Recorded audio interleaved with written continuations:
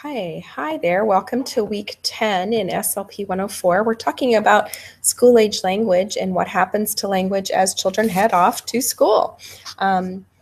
We also talked about last week the building blocks of speech and how essential the understanding of speech sound development is as we move forward to the school-age years.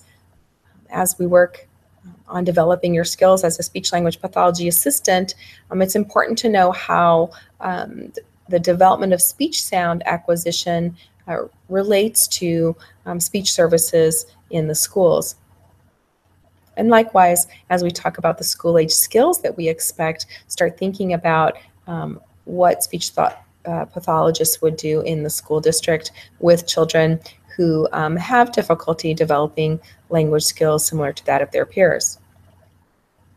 We talked about 2 weeks ago the development that is complete. The basics of language is complete by 46 months of age. So by this time, a little bit after the 4th birthday, the child is able to use the language, their home language, their primary language, their first language quite efficiently. They have a good vocabulary, they can speak in complete sentences, they're understandable, they can manipulate language, they use it for a variety of purposes, they can converse, they can tell a story, they know politeness rules, the beginning rules of social pragmatics, and so they're really quite a very efficient communicator. And so it makes sense that we start school right after the basics of language have been acquired. As we start school, we think, okay, well, what's our purpose in going to school in terms of language development? If you think in terms of language development, there are 2 key areas of growth in a child as they move through the kindergarten through 12th grade years. The first area is pragmatics. Their social language, their ability to understand the social rules of language, the how, the why, and the purpose of language is the most significant area of growth during the school-age years. So pragmatics being the most significant area of growth. The next area of growth that's the most significant during the school years is vocabulary. So the child's general knowledge of words expands and becomes more specific, more precise, their schema, their ideas of what belongs in what categories becomes much more broad. So where they might have known 10 animals, now they know hundreds as they move through these years. And that makes sense, right? You know, the social understanding of a kindergartner is quite different than the social understanding of a 10th grader. They move and they change in their understanding of figurative language, how to take turns, how to make friends, when and who to speak with, how to speak, how to use formal language versus informal, how to use sarcasm, how to learn from lecture and text and versus how to learn from experiences. So these are all those pragmatic growths. Vocabulary, when you ask a kindergartner, how does that ice cream taste? They're going to say it tastes good. When you ask a 10th grader to describe ice cream, they might say it's delicious or tasty or scrumptious, flavor-filled. Lots of other words that they would use other than good, or at least you'd hope they'd have a variety they could choose from. Same thing goes with knowledge, you know, and just ask a kindergartner to describe a cat, and they might say it has 4 legs, it has paws, it has whiskers, and it has fur. Whereas the 10th grader might say it's a feline, it's in the cat family, it's a mammal, it gives birth to live young, it's warm-blooded. So much different in the terms of vocabulary and their knowledge base, and that knowledge is based in word usage, their understanding of how to use words. The word feline doesn't happen typically in kindergarten. It happens as the child experiences growth in education. So let's take a look at the 5-year-old. The 5-year-old or the typical kindergartner, what do they look like? Well, they come to school certainly with a well-developed sense of receptive and expressive language. They are able to understand directions. They understand a short story read to them. They can understand when you ask them a question, they can understand the difference between a question and a statement or a command. They use complex sentences. They use conjunctions. They use time references. They understand serial order, first, next, then. They understand conditions, if and then. Their speech sounds are just about fully developed. Certainly many 5-year-olds have a completely developed sound system. And some are emerging with those later developing, the late 8 sounds, such like S and R and TH and L. They're able to converse. They can have a conversational exchange and are actually quite adept at it.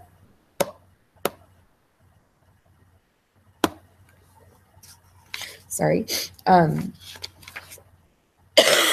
apologize. I still have that cold from last week. Got a little problem here on my screen. I've got this warning that keeps popping up here. There we go. So apologize again for that. Children this age have a pretty good understanding of what words mean. They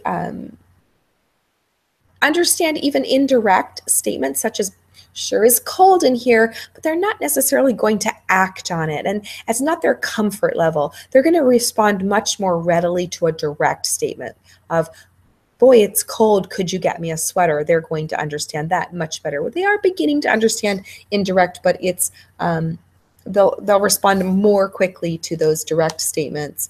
They can talk about things that are happening now, but they can also talk about things that happened in the past, and they can anticipate and talk about things that might happen in the future, such as planning for their birthday party. Keep in mind that displacement isn't really solid yet in the 5-year-old. So when we talk about things in the future or in the past, they're still really shaky on those yesterdays and tomorrows. They don't really have a good sense of that time reference quite yet. 5-year-olds sing songs, can do finger plays, they can do nursery rhymes, they recognize the difference between writing and drawing, they understand the difference between how to hold a book and how to turn a book in the right direction. They understand the purpose of reading, that it sends a message, that it's a type of communication. They attempt to pretend write. Sometimes they can write a few words on their own.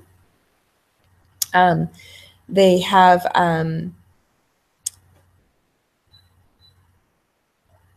pretty good ideas of word meaning. So as their this is that beginning of, now they've got the basics of language, their vocabulary starts to change quite rapidly, and they're developing new words all the time. Up to 9 words a day at this rate or this age. They're developing approximately 9 new words a day as they start school. So specifically with speech sound development, we expect these to be in place. Pataka, badaga, They're fricatives and affricates such as sh, ch, j, f. They should have all their vowels, and they should have w and h. The other sounds come along in time. Certainly we expect all of the sounds to be acquired by 7 or 8 years old.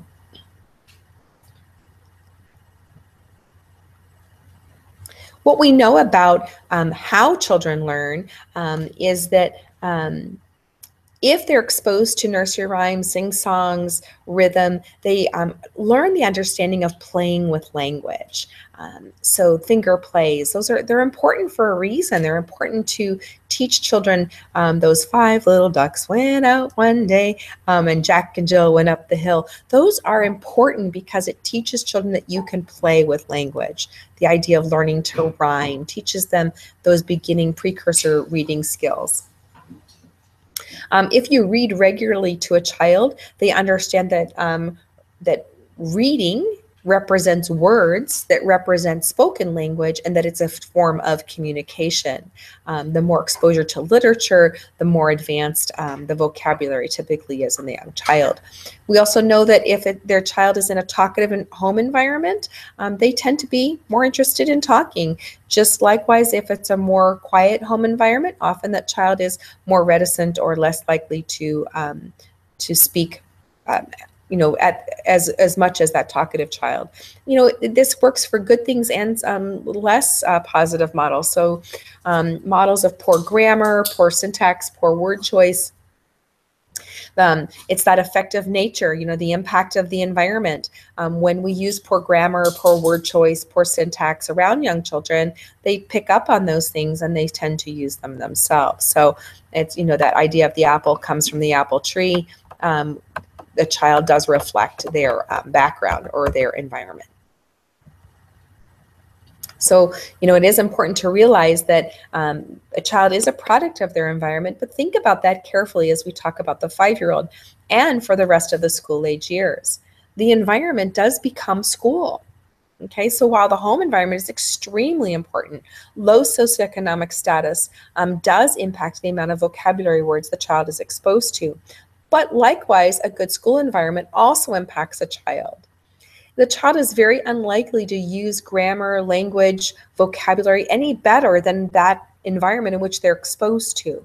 So again, if the home environment doesn't have these things, these advanced language forms, using complexity in language, using correct vocabulary, expansion of vocabulary, exposure to literature, the child is unlikely to use those things spontaneously unless they see them used in their environment.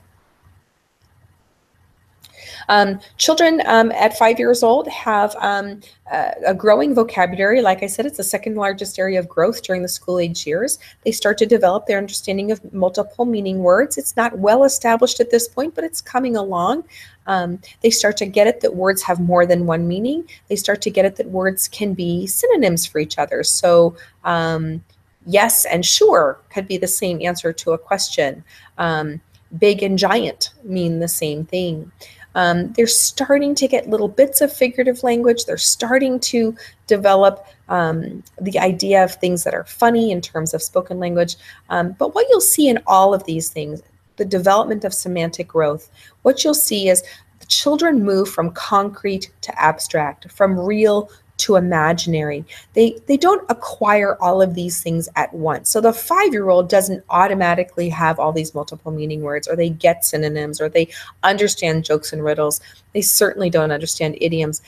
What we see is the vocabulary growth aligns with the child's cognitive or developmental age. So as the child develops cognitively, likewise, their vocabulary starts to grow.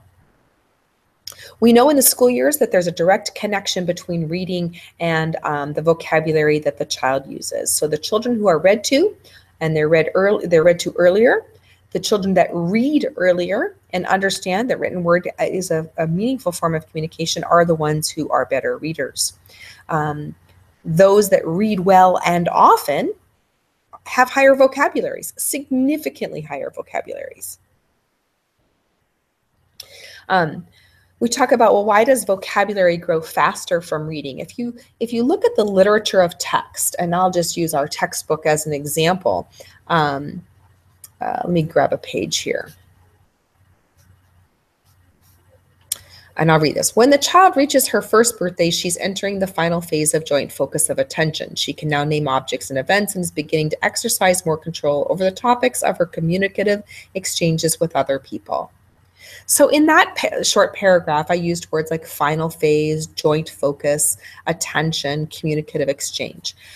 The writing in literature is more advanced and often more complex than that which we use in casual conversation. It's the same for young children. When they read a children's book, often the vocabulary is much more advanced than you might experience in casual conversation, in just typical story retell. So how do they learn new words? In that vocabulary is such an important part of the growth of the school age years. Well, they learn them from adult models. They learn new words embedded in context that's known. If they understand the context, but there's a new word there, they'll acquire the knowledge. And they use their understanding of the existing world to determine the meaning of the new word. So we talked about the 5-year-old. We talked about the development of vocabulary and how that's important and how that kind of moves through time. Let's talk about the 7-year-old. The 7-year-old is, definitely developing an understanding of humor. Their motor and language skills are moving along very quickly, and that's why you see a lot of those 7-year-olds going, doing those little hand games. Let me move the slide aside here for just a second. Whoops.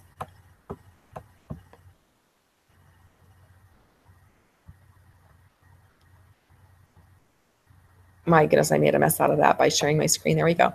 The 7-year-old has an understanding of knock-knock jokes. They understand, that where they go, a sailor went to sea to see what he could see, and all that he could see was the bottom of the deep blue sea.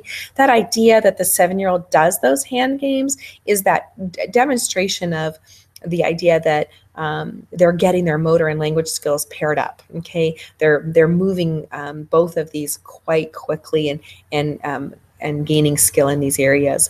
The 7-year-old is very active in imagination. They can tell a story, even if it's something they've made up. They can play with language. They have great or improved reading fluency. So instead of just decoding now when they're reading, they actually can read and read, putting words together in very complex sentences in their reading text. This is when they start to get that language breaks rules. So while they've learned the basics at 46 months, in kindergarten, they're learning to spell, they're learning to use more vocabulary, they learn the rules of language. Now kids at 7 start to learn that the rules don't always work. So that they learn that spelling doesn't always fit. They learn that verbs are sometimes irregular. So instead of I walked to school, they get it that now there's through, and that made is a verb. Irregular plurals emerge, so they understand geese and mice. So that they start to understand that it's not always S that adds to the end of the word to make it a plural. In terms of the 8-year-old, now you've got this really solid 3rd grader now. So in 3rd grade, they move from having the teacher have lots of pictures for them and lots of manipulatives to now they're learning very much from their text. In fact, more from text than experience. This is really when they start to grasp the ability to talk about things in the past and in the future. This is when you can first talk to them solidly about the colonial years, and they start to get an understanding of Egypt from a long time ago. The 8-year-old is beginning to use sarcasm and use it well. They read well. They're learning alternative writing methods, though that's kind of gone on by the wayside. Cursive, though some school districts still teach it. The 4th through 6th grader, the 9 to 11-year-old, is developing personal preferences. They now know how they want to express themselves. They have their own expressions that they use. They're very easily identifiable in the terms that they use in both spoken language and in writing. They use slang. They'll say things like, well, he thinks he's all that in a bag of chips. They use colloquialisms, those common uniform rote phrases that are typical for their peer group. They are great at rolling their eyes and folding their arms and huffing and puffing. They're nonverbal language masters. They use written language more. They write notes, they write essays, they write stories. They have their own thoughts and ideas and opinions, and those are developing.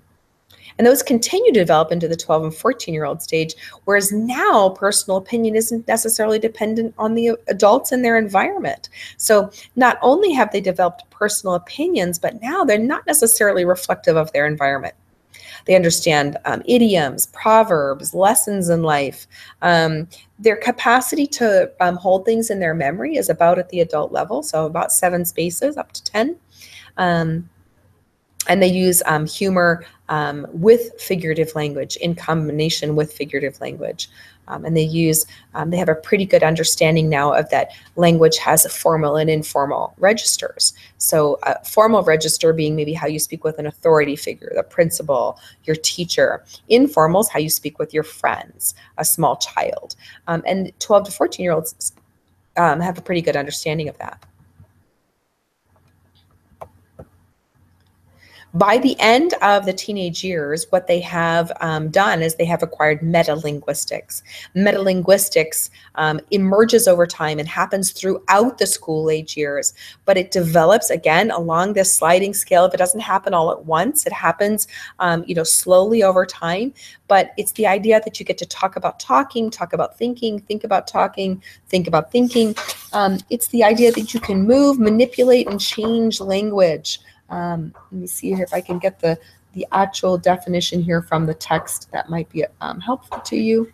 Metalinguistic ability refers to the capacity to use language to analyze, study, and understand language.